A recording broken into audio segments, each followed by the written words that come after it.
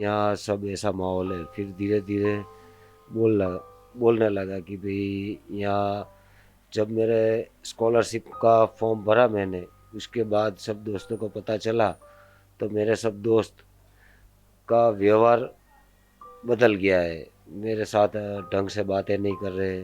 किसी ऐसे हादसे के बारे में सुनता है, लाइक ऐसे सुनता है कि किसी ने सुसाइड किया है, कोई भी प्रॉब्लम है, तो वो ऐसा बोला करता था कि कोई भी प्रॉब्लम का ये सॉल्यूशन नहीं है, हम किसी भी प्रॉब्लम का सॉल्यूशन निकाल सकते हैं लेकिन सुसाइड किसी भी प्रॉब्लम का सॉल्यूशन नहीं है। ऐसे तो बनाव आईआईटी में पहले भी हो चुके हैं ना, ये पहला बनाव तो है नहीं। तो रैगिंग और ये आईआईटी में होते ही होंगे। वो किसी से दबाव में आने वाला इंसान नहीं था, लेकिन क्या हुआ कुछ मालूम नहीं है। लेकिन हमें आत्महत्या नहीं लगती है। हत्या ही की गई है उसकी, दर्शन की हत्या ही की गई है।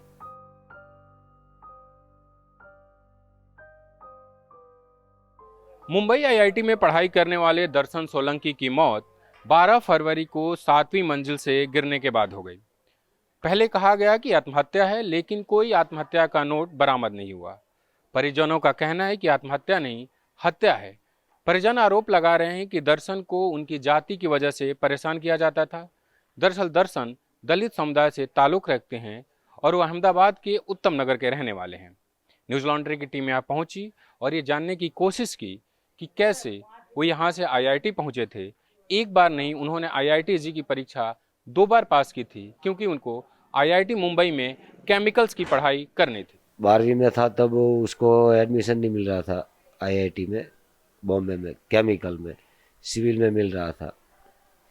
फिर उसने ड्रॉप लिया और यूट्यूब के माध्यम से जानकारी लेके और फिर उसने अच्छे मार्क्स ला के आईआईटी बॉम्बे में केमिकल में एडमिशन लिया। दर्शन से उसका जन्म हुआ तब से मैं जानता हूँ। वो हमारे बाजू में रहता है। वो पढ़ने में होनहार होशियार लड़का था, और होशियार था इसलिए उसको आईटी में एडमिशन मिला। और इतना होशियार लड़का था, हमारे पूरे एरिया में ऐसा होनहार लड़का कहीं भी नहीं था। वो कभी काम के अलावा कहीं पढ़ने का उसका मन होता था और आगे बढ़ने का है। मेरे माँ बाप की हर एक ख्वाहिश मेरे को पूरी करने की है। दर्शन के परिजनों का आरोप है कि उनके साथ आईआईटी मुंबई कैंपस में जातिगत भेदभाव हुआ है। हाँ, उसने बताया था कि यहाँ भी ऐसा होता है और उसने ये भी बताया था कि मेरे साथ भी कुछ बंदे ऐसे व्यवहार करते हैं, ऐसे बिहेव करते हैं। वो पहले बोल रहा था कि यहाँ सब ऐसा माहौल है। फिर धीरे धीरे बोलने लगा कि भाई यहाँ जब मेरे स्कॉलरशिप का फॉर्म भरा मैंने, उसके बाद सब दोस्तों को पता चला, तो मेरे सब दोस्त का व्यवहार बदल गया है। मेरे साथ ढंग से बातें नहीं कर रहे।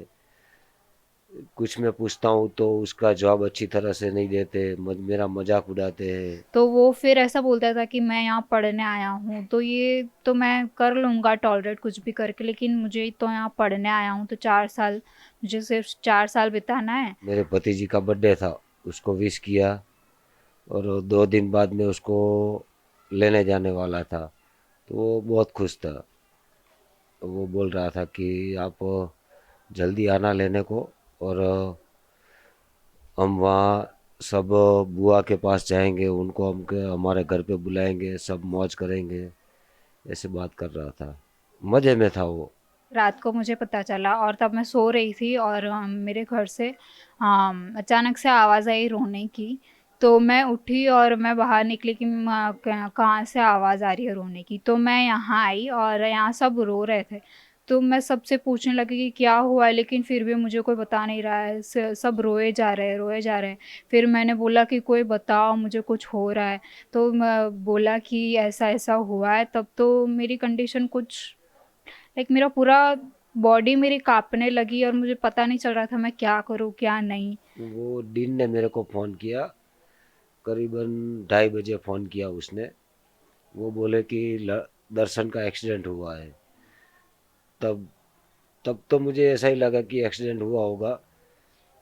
फिर धीरे धीरे वो बोलने लगे कि आप अपनी दर्शन की माता को भी लेके आना। फिर बोले आप बाय फ्लाइट आना।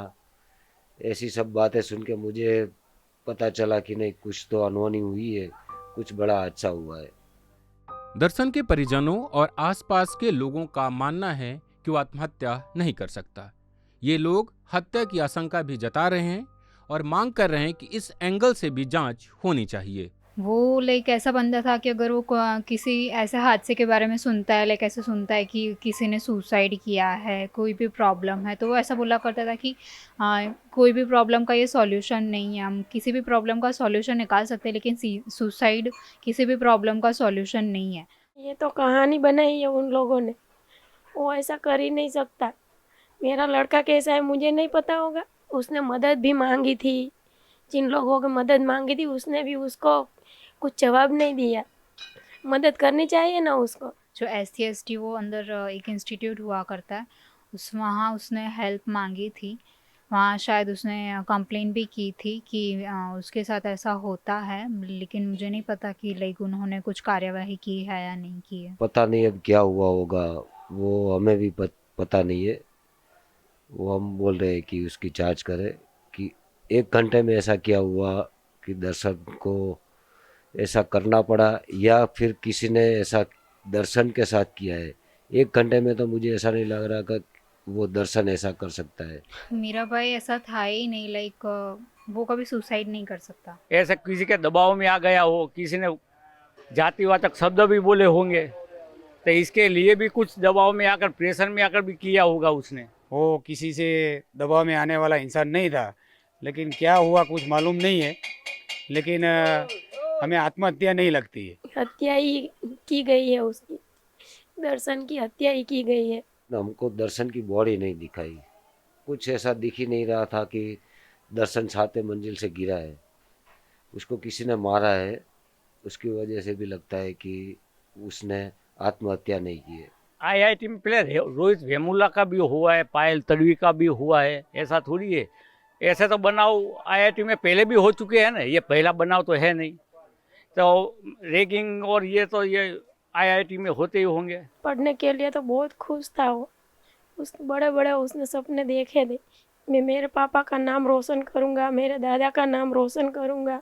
हमको क्या पता था कि वहाँ मार देंगे नहीं, उसको भेजते ही नहीं हम। दलित नेता और कांग्रेस विधायक जिग्नेश मेवानी का मानना है कि यह इकलौता मामला नहीं है जब किसी कैंपस में जातिगत भेदभाव हुआ और छात्र ने इस तरीके का कदम उठा लिया। वे मांग करते हैं कि कैंपस में ऐसी घटना दोहराई न जाए, इसके लिए रोहित वेमुला एक्ट को लाना चाहिए। देखिए, ये और एक एकलव्य का अंगूठा काटा गया है। पहले पायल तड़वी की घटना हुई, उसके पहले रोहित वेमुला का इंस्टीट्यूशनल मर्डर हुआ, और जहाँ तक मुझे सूचना है IIT IIM ऐसे प्रीमियम इंस्टीट्यूट्स में कम से कम 120-25 लोग मारे गए हैं, और इसमें OBC आदिवासी और दलित बैकग्राउंड के लोग करीब करीब 68 है। तो डेफिनेटली यहाँ जाति के नाम पे कुछ न कुछ भेदभाव तो होता है। जाति व्यवस्था ने भारतीय समाज के एक एक अणु को, एक एक एटम को स्पर्श किया है, उसको डिस्टोर्ट किया है। तो स्वाभाविक रूप से कॉलेज के जो कैंपसेस है वो भी उसके बचे हुए नहीं है। और रोहित वेमुला की घटना से भारत की सरकार को और हमारे समाज को जो सबक लेना चाहिए था, रोहित वेमुला एक्ट बनाकर वो सबक लिया नहीं, तो उसी के कारण पायल तड़वी और दर्शन सोलंकी को हमें खोना पड़ा। दर्शन सोलंकी की मौत के बाद IIT मुंबई ने इसकी जांच को लेकर एक इंटरनल कमेटी बनाई थी। इस कमेटी ने अपनी रिपोर्ट दे दी है।